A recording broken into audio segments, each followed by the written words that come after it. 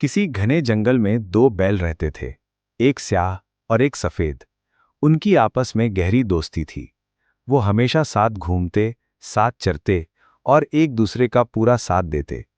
उनकी इस मिसाली दोस्ती की वजह से जंगल का शेर भी उन पर हमला करने की जुर्रत नहीं करता था। जब कभी वो उनमें से किसी एक पर हमला करता, दोनों बैल मिलकर उसकी ऐसी दुर्गत बनाते कि शेर को अपनी जान बचाना मुश्किल हो जाता। एक दिन शेर में एक चाल चली। उसने स्याह बैल को चिकनी चुपड़ी बातों में उलझाया, रोशन मुस्तकबिल के सुहाने ख्वाब दिखाए और उसे यकीन दिलाया कि बैल की दोस्ती के मुकाबले में शेर की दोस्ती ज्यादा ताकतवर और महफूज है।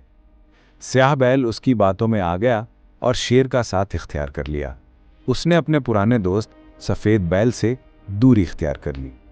कुछ दिनों बाद शेर ने सफ़ेद बैल पर हमले का मंसूबा बनाया। पहले तो दोनों बैल मिलकर शेर का मुकाबला करते थे, लेकिन अब सफ़ेद बैल अकेला रह गया था। उसके लिए शेर का सामना करना आसान न था।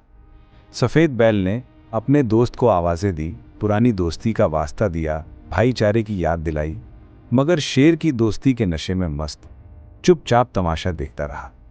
शेर ने सफ़ेद बैल पर हमला किया और उसे चीर फाड़ कर रख दिया। स्याह बैल दिल ही दिल में खुश था कि शुक्र है मैं उसके साथ नहीं था, वरना मेरा भी यही अंजाम होता। मगर चंद दिनों बाद जब स्याह बैल जंगल में अकेला था, शेर ने उस पर भी हमला कर दिया। स्याह बैल ने भागने और बचने की बहुत कोशिश की, लेकिन अब उसके पास कोई साथी न था। वो जख्मी रोआ, गिरा और आखिरी सांसों में चीख कर जंगल वालों को पैगाम दिया, मैं तो उसी दिन कत्ल हो गया था जिस दिन सफ़ेद बैल कत्ल हुआ था।